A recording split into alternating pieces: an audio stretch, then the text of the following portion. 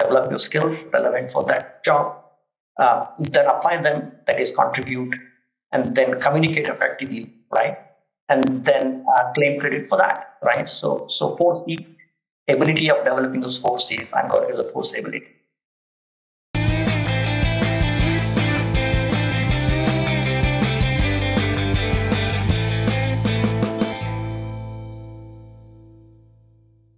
Hi, everybody.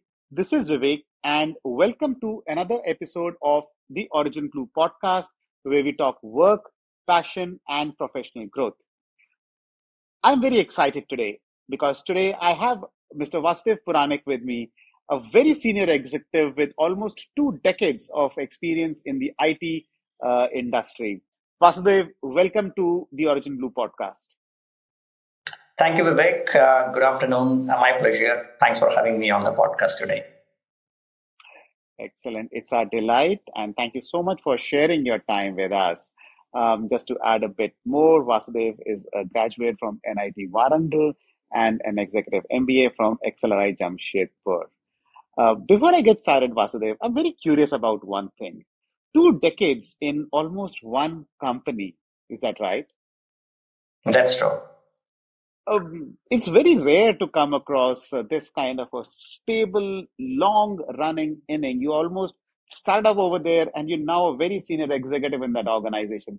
Tell us about your journey. How did this happen? What were some experiences along the way?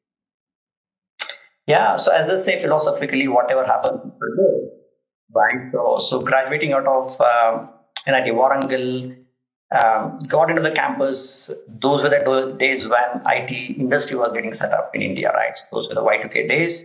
And then we thought after the Y2K, what would happen? Will this industry disappear, right? So then it kept evolving, right? That has been a flagship sector for us as a matter of pride for India as a nation, right? The IT consulting and services. So while I'm an electrical engineer, but then this happened because it's where the opportunities were, right, way back in 1998, 99. And then many times you plan for what you want to do or what you want to get. In other cases, you start liking what you get eventually, right? So as I say, get what you want, else like what you get. So over a period of time, one of the things I've come to terms with it is look at the life as it comes and then adapt with that, right? So, and there are so many opportunities along the way, so many learnings. And while technology was a backbone in the past, now it is a boardroom in a hot topic, right? So every business is a technology business, as they say. So the way disruption is happening, technology of all sorts, not just information technology, but other developments that we are seeing across the world. So long explanation short, I think for me, being curious is very important. And how do you adapt yourself? Because change is the only constant thing. We don't know what is in store in the next 5-10 years. So go with the flow, be curious, having a learning mindset in that process. Hone relevant skills and then see how you can contribute, and then the success follows, right? Success is just a byfactor of how relevant you are in the industry, right? So that's what I would summarize. Wow, fantastic. Thank you so much for sharing this. Loved some key terms: being curious, building a learning mindset, adapting oneself, and continuously evolving in the professional journey. Is that right? Yeah, absolutely. Also, I loved the growth. I mean, you started off around the Y2K phase and you're now in the AI phase. Uh, what are the evolution that you have seen in the tech space? I'm going to break this into parts, right? First is the evolution in terms of just the technology, right? The way the Indian talent is serving this technology, and how are you seeing our managerial capacity shape up right from, let's say, Y2K to AI? Yeah, absolutely. It's an irony that not many people know Y2K, the youngsters these days, the millennials, the Gen Z. That is the genesis of IT industry, as I say. Um, End of the day, we are all engineers, right? So when we were put on job as junior analysts way back in Y2K, we kind of knew how computers, how technology can be put to good use, right? So those days, it was more the mainframes and the AS400s, right? The on-premise, big boxes that we had to deal with, and COBOL programming and so on. So from there came the client server, and then came aspects about platform economy, and now here we are in the cloud and data and AI, right? So while the tech stack has evolved and changed, and will continue to do so, right? Will continue to do so. But what is constant is the human brain, right? That creates that also cannibalizes it over a period of time, right? So we are the ones who create and cannibalize that, and for the good, for the world, right? In terms of where we see the next use cases, application of those new technologies. So therefore, what is constant in this entire journey is creativity, right? How can the human brain continue to be creative and bring out of the box? If you recollect, Vivek, we were all taught when we grew up, think about out of the box solutions, right? Gone are those days. And now I think we are required to think about out of the box problems, right? So can you think about use cases that don't exist today? How can you think about situations that are not a problem of today, but can be the opportunities for the future? So this is where I think the combination of technology and the human talent can come together and see how we look at the next wave of disruption, right? So I can't think that the technology and the AI, a lot of the buzz around AI, how we can displace workforce and leave us jobless and so on. I don't think that's happening, right? So we need the human brain to go up the value chain, to think about what is the next wave of innovation I can bring in, and then use technology as an enabler to do so. So there's a room for both to coexist, and even more strongly than before. Phenomenal. Completely agree with you. I think it will all coexist. But there are some keywords, and I'm going to pick up on them with you. You talked so much about creativity. You talked so much about innovation. And you also talked a lot about being curious, right? And I also love the fact that in the current times, one time we were taught being thinking out of the box, but now it is, imagine problems which are not even in the box. Imagine newer problems that one has to solve for. If I am a young employee entering the workforce, or let's say I am a mid-level manager in the workforce, how can I build this within me? How do I be curious? I mean, I have my day job, I have perhaps certain aspirations. How do I be creative? How do I be curious? Any thoughts around that? Any lessons you have from your own self? Yeah, absolutely. One of the ways I do personally is look for learning elements in everything that I experience on a daily basis. That could be an interaction with my colleagues. Doesn't matter. They could be my peers, the seniors, the clients, and more importantly, the team members. Right? There's so many things we can learn from the Gen Z who are quite adept at the latest happenings, right, in the world and in the space of technology. So it's like a mentoring and learning together, right? So the conventional approach of a top-down mentoring, an experienced gray hair guy, mentoring a junior, while it is important, right? Because it's we have the gray hair because we have that experience, cumulative experience. But there is also an aspect of a reverse mentoring, learning from the juniors, right? So that's how I look to keep myself updated, honestly, right? Learning from even my team, and in that process, teaching them what I know and what I've experienced over the years. So that's one thing. The aspect of curiosity I mentioned is all about that. Be open. Don't have any biases, because you don't know where the learning comes from, right? It could be a simple meeting. It could be a client escalation. It could be a team engagement activity you're part of. It could come from anywhere, right? And through these interactions we are having here today, right? So there's some learnings I'm sure is there for each one of us. So that's what I would say. Have an open mind and be curious. Be open in terms of what you can absorb, and then filter it out, and then contextualize, right? It's not everything that we absorb is relevant for us. Then curate it and contextualize it for your own situation, and then apply it, right? So that's one way of doing it. And in terms of creativity, the point that you brought up, the more you're curious, then you are more open to be creative as well, right? Then you open up uh, and then start looking at different points of collaboration, and then look for different views from different people to be able to see how can I disrupt the current thought process. Otherwise, I'm afraid we'll be just confined to a particular way of thinking. Just imagine a situations where all like-minded people are in the room. Would it result in the best of the outcomes? Perhaps not. In fact, it is not, right? We need to have a diverse set of minds to be able to challenge each other's point of view. Only then I think we can come up with something which is more relevant. So being curious, being creative, and being collaborative, right? I think is a way for each one of us, irrespective of our roles. We could be an analyst, a developer, a mid-level manager, or a senior executive, doesn't matter. I think these are the common attributes we all need to imbibe and live, right, to be staying relevant.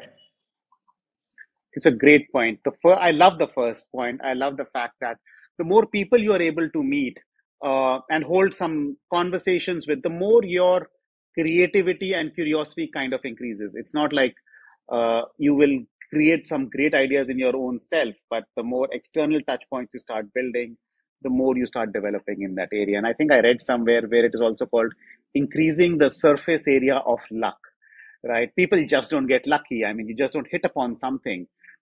You might, and that's a possibility, but the more you expose yourself out, the more the surface area of luck landing onto your lap kind of goes up. Absolutely. In fact, that reminds me of another aspect of circle of competency, right? So we have heard of that. People say know your circle of competency and develop specialization in that. While that is true, but we should also be aware of the circle of competencies of people surrounding us, right? To be able to get the most out of it, right? So I think the networking is important, right? So the more we are networked, that's how we grow our net worth. That's what I keep telling people: network is equal to net worth, right? That's a good point. Network is equal to your net worth. So the more you network, the more you engage with people, the bigger and bigger your net worth will at that time or eventually become. Very fair point. Correct. Excellent. Vasudev, I'm very curious about one more thing from you. You have put together diverse teams, and knowing the IT industry, I'm sure there are people who are working across the world as a part of your organization. One of the things I am very curious about is what does it take to build a diverse team? How do they get built up? Sure. So let me take a bit of a digression on this and respond to this a little differently. I'll put you on the spot, Vivek, if you don't mind. Moral of the story: we all have grown up with listening to one story of rabbit and tortoise. Remember the race between and tortoise. What is the moral of the story there? If you can recollect for me, who wins? Okay, let me recall this story. You've got the rabbit, you've got the tortoise, and they are both running to a running race towards an end. And if I remember correctly, of course, the rabbit is extremely fast, picks up a huge headway space over the tortoise. Then the rabbit looks back and he sees, oh, the tortoise is a long way behind. Let me stop and let me just go off to sleep.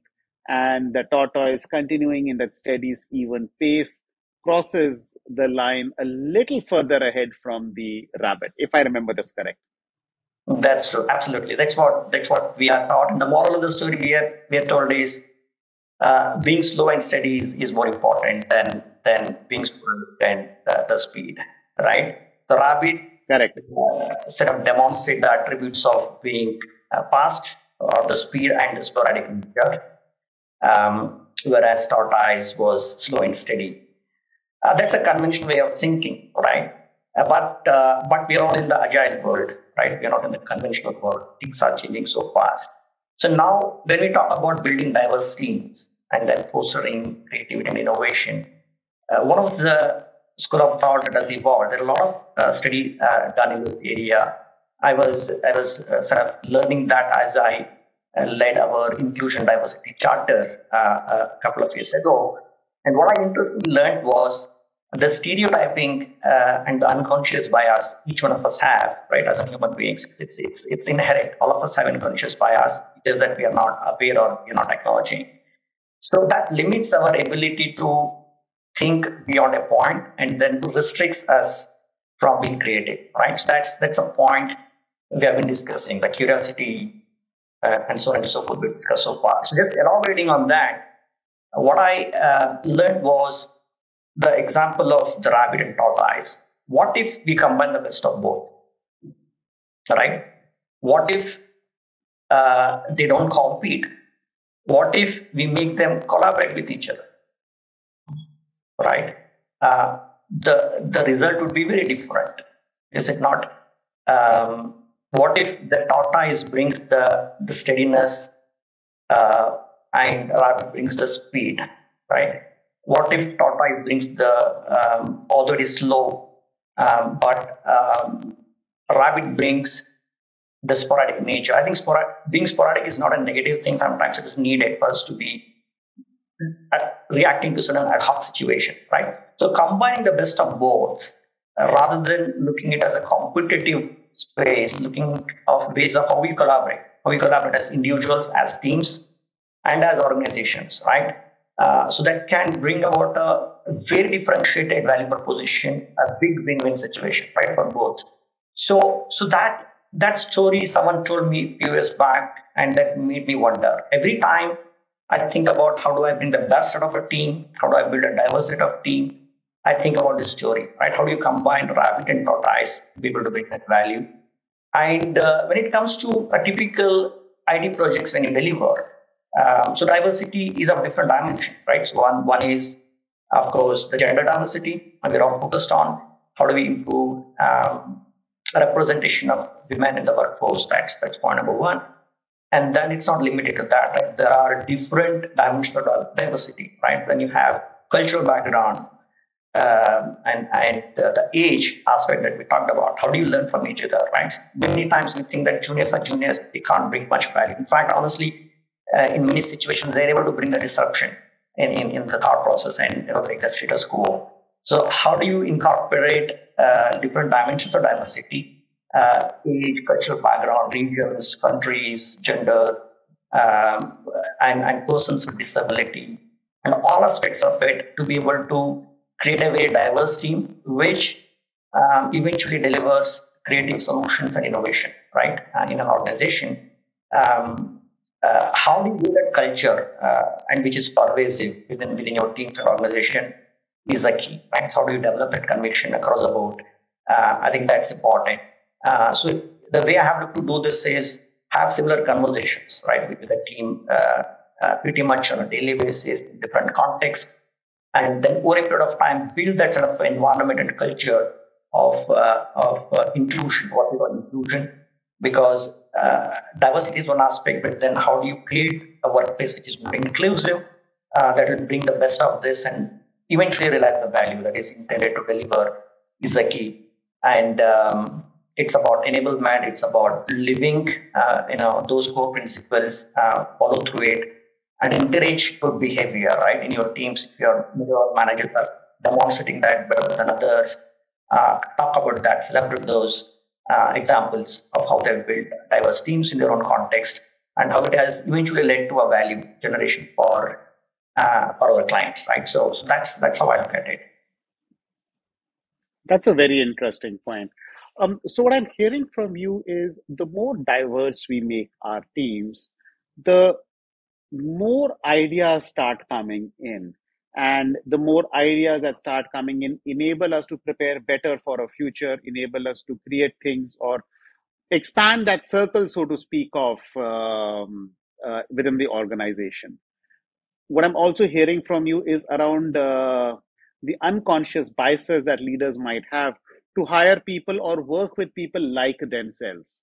Okay, um, we might not get the attitude or the what works for a different generation or a different set of audience And therefore, we start judging them in a certain way, or a certain bias starts creeping in of being professional, not professional, so on and so forth. And that's a mask that a lot of leaders, or that's a film on the lenses that a lot of leaders will consciously need to eliminate. Is that right? Absolutely. As a leaders, like I said, as a human being, all of us have this unconscious bias, right? It's important to be aware of those and then see how it can't become a hindrance for you, right? It's such a common sense, but yet we don't think about it, right? For example, each one of us, if you look at the finger, right, each पांच उंगली एक बराबर नहीं होती, right? We have seen this, and there is Correct. the story about that. And there's a reason why it is that way, right? Just imagine if all the fingers are very similar, would it serve the utility of the palm and the hands? No. So there is a reason why diversity is needed to be able to not just be relevant for today, but most importantly, how you can be relevant for the future. I think that's where the survival for the fittest comes in, as to why diversity becomes so important, right? So the unconscious bias we all have, being aware and overcoming that becomes important. And therefore, as you take different set of people with different experience and background into your team, the more successful, the probability of you becoming more successful is high, right, as a leader. So I've seen this umpteen times, in different teams, different organizations, as to why they're able to continue to be relevant and disrupt. This is one of the underlying root cause, if you really see that way. I would completely agree with you. I think this is a very, very great point. I have a ton of questions for you in my mind, but I know that our time is almost up. We're heading towards the 19-minute mark. Vasudev, as we look to wrap up, if I am a young professional entering the workforce today, what would your tips to me be? Yeah. So I've come up with this term called as a force ability. Okay, it's 4C ability. The 4Cs, there are, one is the content, right? All of us are in a particular role, job, and career because we have certain skill set. Those could be hard skills, those could be soft skills. So how do you develop those skills that equates to the content? That's point number one, the first C. The second C is just having those skills is not enough. Applying them becomes important, right? How do you contextualize and contribute in a particular situation? That's important. That's a contribution. That is the second C. And the third C, I would say, is communicate, right? One of my managers long back told Vasu, it's not enough to be contributing. It's equally important to be communicating about that. It could be good, bad, whatever, right? So again, a conventional thing that we were told, Vivek, was if there's a good news, it can wait, it can take the stairs. But if it's a bad news, take the elevator. But I'm flipping it, and not flipping it, but I'm a little bit modifying that thing, saying that both the good news and the bad news need to take the elevator, right? So because it's so important that you communicate about the good work you have done. Many times it doesn't come naturally to most of us. We think that there's someone else who is supposed to do that. My line manager, it's not my job to be going and blowing my own trumpet. It's not about that. It's about communicating effectively the good contribution you have had from your side. That is a third C, right? So there is a content, there's a contribution, and then the communication. And eventually, all of us need to be successful, which means you take credit for that. That's a fourth C. Again, the communicate and credit. Many of us may not get it naturally, right, because of our upbringing or whatever. But how do you overcome that? How do you work on each of these 4Cs? One is content, develop your skills relevant for that job, then apply them, that is contribute, and then communicate effectively, right? And then claim credit for that, right? So 4C, ability of developing those 4Cs, I'm calling it the 4C ability. I think this is fantastic. So I got content, which is your skills, build them up. Contextualize and contribute for your organization. That is great. Communicate it effectively in an impactful manner. I would agree. And last but not the least, do not forget to take credit for your contribution to this overall scheme, work, etc., that you've been doing. Is that fair? Absolutely. Vasudev, this is fantastic for your time today and for your contributions. Thank you so much. It's been a delight talking to you, and I wish you all the success in your future as you go on to further leadership. Thank you, Vivek, and thanks for the opportunity today. I'm wishing you and your team the best luck as well. Thank you so much.